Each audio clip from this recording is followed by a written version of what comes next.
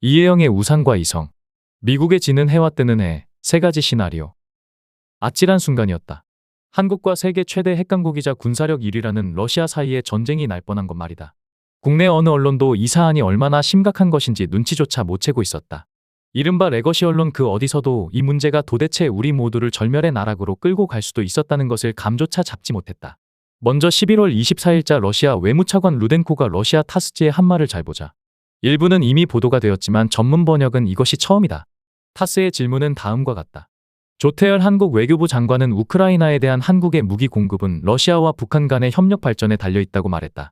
이러한 연계에 대해 어떻게 생각하며 한국이 하려는 우크라이나로의 근접 노선이 한국에게는 어떤 위협을 주겠는가? 이에 대해 루덴코는 다음과 같이 답변했다.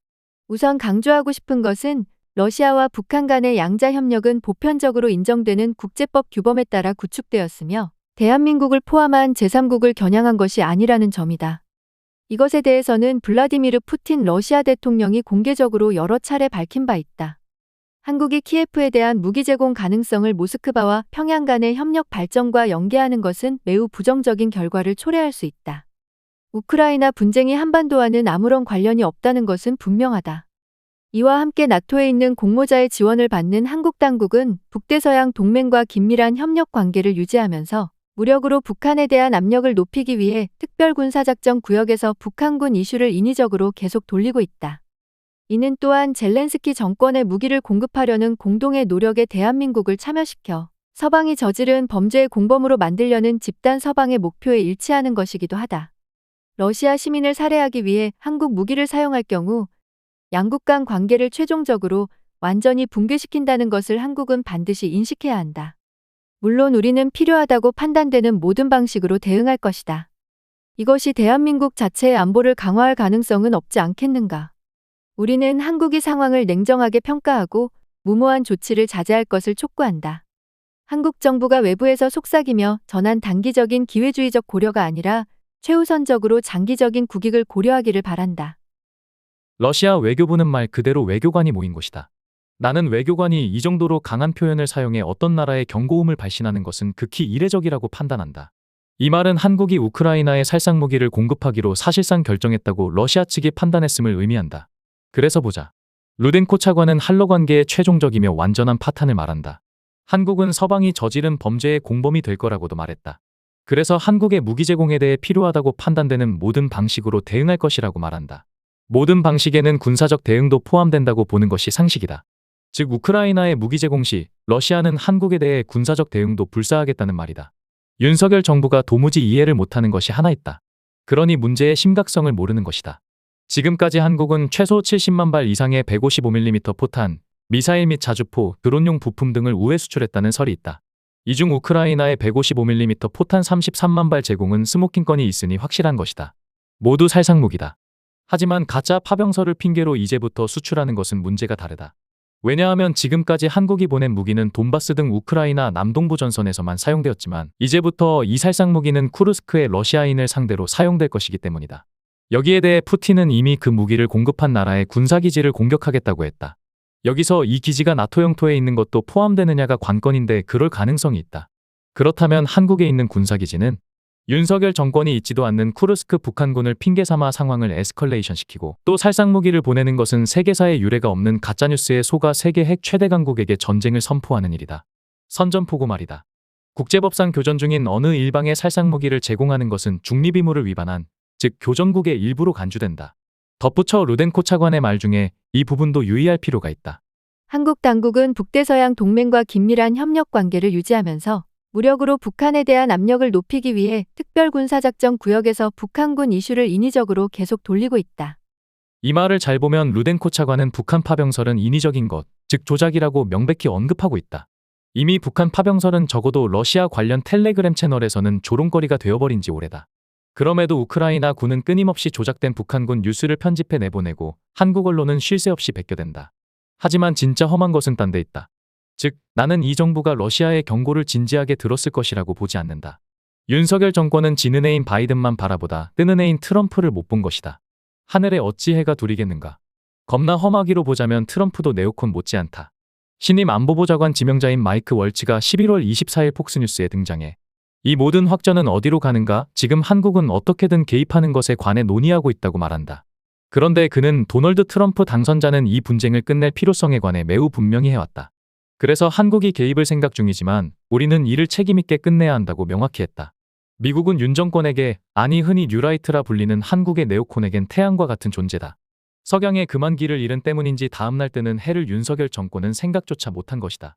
그렇게 보자면 현재 우크라이나 전쟁과 관련 세 가지 시나리오 혹은 컨셉이 제출되어 있다. 첫째, 종전이다. 뜨는 해가 요구하는 것이다. 그리고 서서히 진용을 갖춰나가는 중이다. 우크라이나 문제는 털고 주적 중국에 집중하자는 말이다. 둘째, 확전이다. 지는 해가 바라는 것이다. 마찬가지 유럽의 네오콘, 특히 영국의 열망이다. 과거의 영광에 눈멀고 귀먼 이 소인국의 광기는 끝이 없다. 지상병력을 7만 명에서 4만 명대로 줄이는 중이고 제대로 다니는 군함이 있는지조차 모르겠다. 올 연말 러시아는 예비군 포함 230만 병력을 예상하고 있다. 그리고 식물인간이 되어버린 프랑스 마크롱의 급진 중도다. 영국보다 형편이 좀 나은 편이지만 군사력은 여전히 러시아의 아예 족탈불급이다.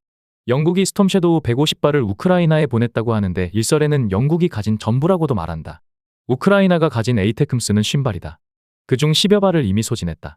바이든 정권은 던질 것을 최대한 다 던져 확전해서 그 상태를 봉인하는 것이 목표다. 특히 미 국무부 네오콘이 주도하고 있다는 보도다. 셋째, 속전이다. 푸틴의 생각이다. 아직 개전의 사유로 말한 것이 충족되지 않았다. 그리고 전쟁의 목표도 그 사이 우크라이나의 무조건 항복으로 바뀌었다. 협상의 문은 열려있다 말하지만 과거 민스크 협정일 이체교로 서방에 기만당한 배신감과 2022년 이스탄불 협상이 엎어진 데 대한 피해의식이 여전하다.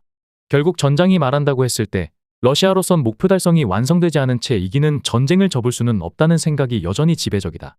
이 세 가지 시나리오 즉 종전, 확전, 속전 이 가운데 윤석열은 확전을 택했다. 썩은 동아줄인 줄 몰랐던 것이다. 그런데 대반전이 일어난 것이다. 한국이 대 우크라이나 무기 판매를 거부한 것이다. 대외무역법 위반이라 무기 수출 안 한다고 핑계를 댔다. 윤 정권의 무기 지원 혹은 수출 거부는 최근 일어난 각종 우크라이나 관련 뉴스 중 가장 쇼킹한 일대 사건이지 싶다. 역시 지는 해와 뜨는 해의 힘의 격차가 여실하다.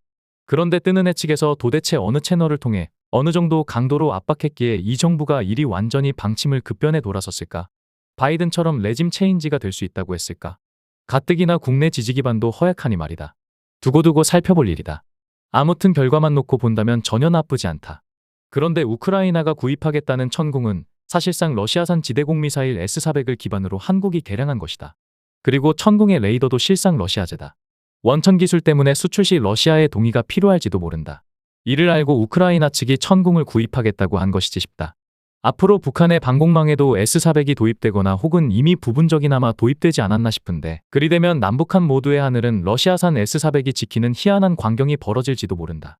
그 이전 S-300 기종은 북미사일과 함께 우크라 전역에 배치되어 있었지만 전쟁 과정에서 모조리 소진되고 미국산 패트리어트가 도입된다. 그것도 현재 키예프에만 일부 남아있는 것으로 보인다. 러시아 S-400은 이란에도 지원되었다. 현재 모스크바 등 요지에는 S-500이 배치되어 있다. 완전히 심신미약 상태인지 우리나라 일부에서 심지어 파병까지 말이 나왔으니 참고삼아 이번에 미국 장거리 미사일의 러시아 본토 공격에 대응해 발사된 오레시니크 극초음속 중거리 미사일을 다시 언급해 둘 필요가 있다. 이제 그럴 일이 아마 없겠지만 혹여 한국군과 나토가 손잡고 우크라이나에 파병되면 그 머리에 이 험한 것이 떨어질지도 모르기 때문이다. 이번 실험된 오레시니크는 무탄두 경고용이다. 여기에 핵을 장착하면 히로시마의 45배가 된다고 한다. 오레시니크의 탄두는 6개이고 자탄이 각 6개이므로 총 36발이 떨어진다. 히로시마에 투하된 원폭이 15킬로톤이니 오레시니크는 그 45배, 즉 675킬로톤이고 자탄 하나가 18.75킬로톤의 폭발력을 가진다. 북한이 소형화해서 개발한 화산 31이 10킬로톤이다. 해서 누크맵이라는 앱을 사용해 오레시니크 한 발을 용산 상공에서 폭발시키는 실험을 해보니 즉사 130만, 부상 423만 등 총 550만 명의 사상자가 발생한다.